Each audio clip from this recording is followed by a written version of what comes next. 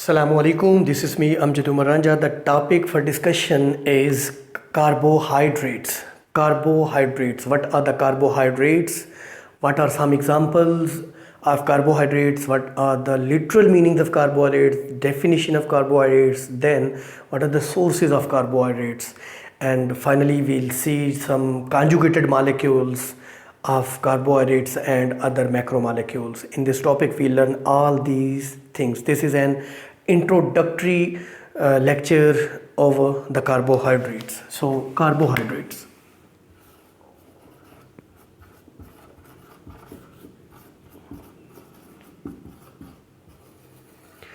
Carbohydrates are highly abundant organic molecules. These are abundant, these are numerous, these are found in large amount in living organisms or living world. These are present in all organisms, all kinds of organisms, no matter animals, plants, fungi or protists. The carbohydrates are found in all organisms and almost all parts of the cells. For example, in cell membrane, these are found in the fluid mosaic model of the cell membrane. These are found as conjugated molecule which act as the fingerprinting or recognition of the cell. These are present in the cytosol with proteins and make glycoproteins or glycolipids. These are present out of the cell in extracellular substance. So these are found in almost all parts of the cell. What are some examples of the carbohydrates? We can take many examples of carbohydrates. The cellulose is an example of carbohydrates. Cellulose. What is cellulose? Cellulose is a polysaccharide, a large or a macromolecule, a carbohydrate. Cellulose is the structural component of the cell walls of the plants. This cellulose is present in the wood because wood is made up of plant cells and the plant cells cell wall is made up of cellulose. Cellulose is present in the paper. Paper is also made up of wood. So in paper the cellulose is present. The cotton is the 99.9% pure form of cellulose. Cotton is the 99.9% pure form of the cellulose. So cellulose is found in wood, cellulose is found in paper, cellulose is found in cotton. Next example of the carbohydrates can be starches. Starches are present in cereals like wheat, rice, the maize. In all cereals, the starch is present. Starch is a polysaccharide, a storing form of the glucose in plants. This starch is the food of us. We eat wheat, rices as well as maize, and that is our food. So starches. Starches are also present in all fruits. Fruits are also food. So starch is a food. The storing form of the glucose, the polysaccharide of the glucose. So this is also found in all fruits. This is also found in vegetables. So starches are also the carbohydrates. We can take many more examples of the carbohydrates. For example, glycogen. This glycogen is called as animal starch because the function of starch, what the function of starch is in plants, the same function is performed in the animals by glycogen. This is the storing form of glucose in plants. This is the storing form of glucose in animals. The extra or excess glucose in plants is combined and a macromolecule or a polysaccharide is formed which is called as starch. In the same way, in animals and human beings, excess glucose is assembled or combined together and a polysaccharide is synthesized which is called as glycogen. This is another example of carbohydrates. Then cane sugar. Cane sugar, which is actually an oligosaccharide or a disaccharide, two monosaccharides. One is glucose and second one is fructose combined together with the help of a glycosidic bond and make a disaccharide whose name is sucrose. That sucrose is called cane sugar. Be careful, cane sugar is the name of sucrose, the name of a sugar, and sugar cane is the name of plant. Sugar cane is the name of plant and cane sugar is the sugar present in the sugar cane, right? So cane sugar, which is the sucrose. Again, example is milk sugar. Which sugar is present in the milk? In milk, lactose is present, which is a disaccharide, which is an oligosaccharide, right? So this lactose is a disaccharide of glucose and galactose. This is the milk sugar. Many more examples can be quoted, like in tubers, root tubers, in other parts of the plants the starches are present. So these are some examples of the carbohydrates. Glucose, which is blood sugar, which is present in our blood, 0.08%, is also an example of carbohydrates. So we saw different examples of carbohydrates. Now we will see the role of the carbohydrates, what the role is played by carbohydrates in our body. Carbohydrates play two kinds of role in our body. One is structural role. Structural role in our body as well as in plants, animals and plants. Cellulose is a carbohydrate which make the cell wall of the plants. Glycogen is present in the liver as well as in the skeletal muscles of us. So structural role. Second role of carbohydrates is the functional role. Carbohydrates play the functional role as well. They perform some function in our body. For example, glucose, which is a monosaccharide, a simple sugar, is broken down in the cellular respiration or oxidative phosphorylation, in which the ATP is synthesized. ATP is a form of energy currency which is used during various activities of our body. So glucose is a functional sugar. There are also the structural sugars. These are the roles of the carbohydrates in our body. Next we will see the literal meaning of carbohydrates. Literal meanings.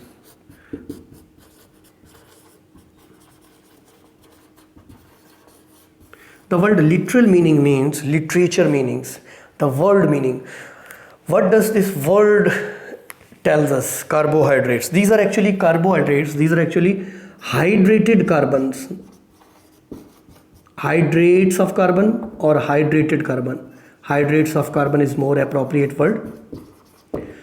Carbon and hydrate. The word hydrate means water, H2O. These are actually hydrates of water. So the general formula will be CXH2OY. This is the general formula. In monosaccharides, the X and Y are same. But in oligo and polysaccharides, X and Y can be different. For example, if we see glucose, C6H12O6, in it X is 6 and Y is again 6. So X and Y can be similar. In this general formula, X and Y can be similar. X and Y are similar for monosaccharides. Now we see an oligosaccharide, for example, C12H22O11. This is the cane sugar. This is the sucrose. This is a disaccharide. In it, X is 12 and Y is 11, right? So X and Y can be different in oligosaccharides and polysaccharides. X and Y are same for the monosaccharides. So this is their general formula. This is hydrate, the water molecule. This is carbons. They are called as hydrated carbons, or hydrates of carbon are carbohydrates. This is the literal meaning and general formula. Now we will see the definition of carbohydrates. Very, very important point. What is the definition of carbohydrates? Carbohydrates are actually polyhydroxyaldehydes or ketones. Polyhydroxy, many hydroxyl groups are present. Polyhydroxyaldehydes. These are either aldehydes or ketones. These are polyhydroxyaldehydes or ketones. This is the first part of the definition. What are carbohydrates? Chemically, if we define the carbohydrates are polyhydroxyaldehydes or ketones. What are polyhydroxyaldehydes? This is the aldehyde group. For example, C double bond OH, C and C. For example, the simplest, I'll draw two simplest carbohydrates, 3 carbon sugars. This one is the aldehyde group. What is aldehyde group? C double bond O. This is the carbonyl group. On this side of the carbon one hydrogen atom, and on this side alkyl or can be hydrogen atom is attached. This is called as aldehydic group. This is the aldehyde, right? If this group C double bond OH is present, this is the aldehydic group.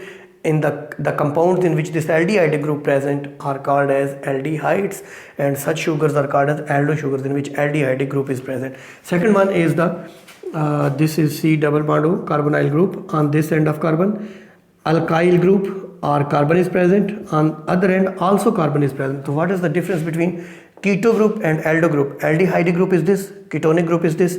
In ketonic group, in carbonyl C double bond O, in carbonyl group on both ends alkyl groups or carbons are present, but in aldehydic group on one side it is essential that on one side of the carbon one bond of the carbon is with hydrogen and other bond can be with hydrogen or can be with the alkyl group. So this is the 3 carbon simplest sugar. This is the ketonic group. One thing more, ketonic group is always inside the chain.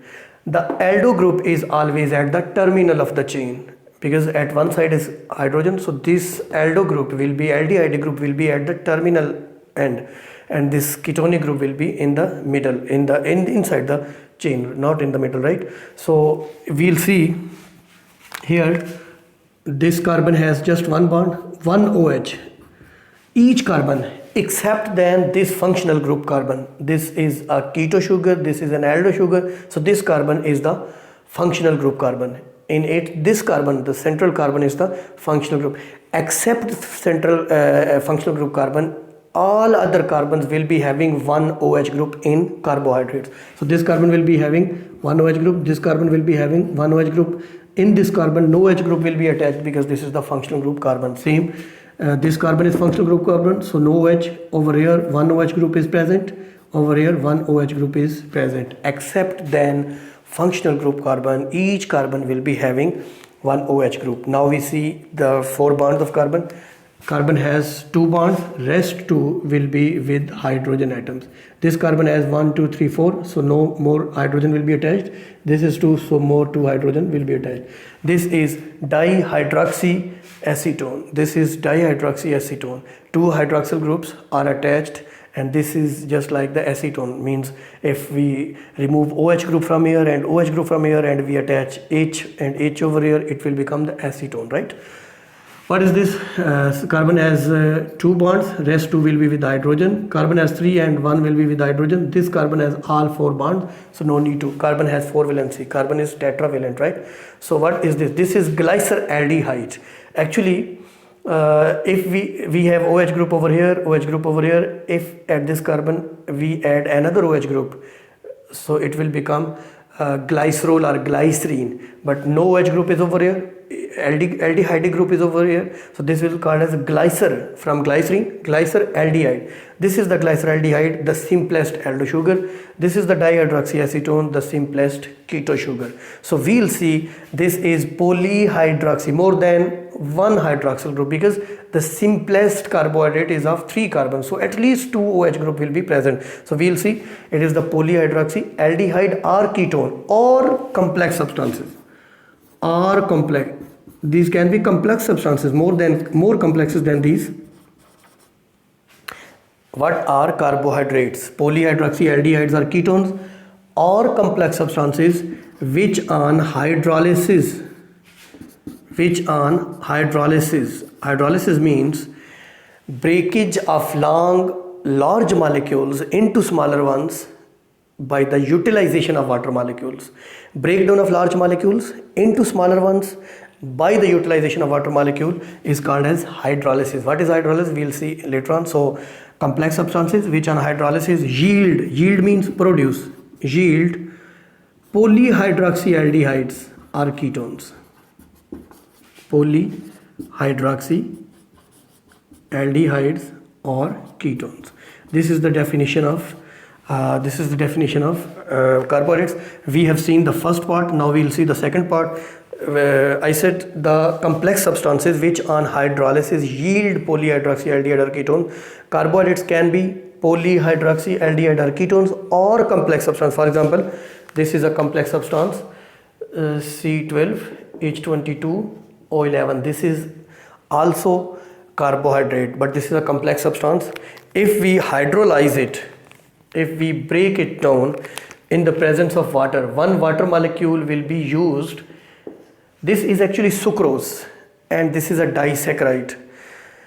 In it, one glucose and one fructose combine. One glucose, for example, C6H12O6, and one fructose. Again, the molecular formula is the same of glucose and fructose. They are functional group isomers. So this is the glucose and this is the fructose. When these two monosaccharides combine, one water molecule is removed and a disaccharide, the sucrose, is synthesized. And when glucose and fructose combine, one water molecule removes and a disaccharide is formed. When we need to break this disaccharide again into the components, we need that water molecule which was removed during its synthesis. That molecule is needed to be utilized. That molecule is needed to be added. This molecule will be added and glucose and fructose, and again glucose and fructose will become after hydrolysis. This is called as hydrolysis. Hydrolysis means breakdown of large molecule into smaller ones by utilization of water, by involvement of water, by utilization. Water molecule is used, water molecule is added into the larger molecule, so the smaller molecules are formed.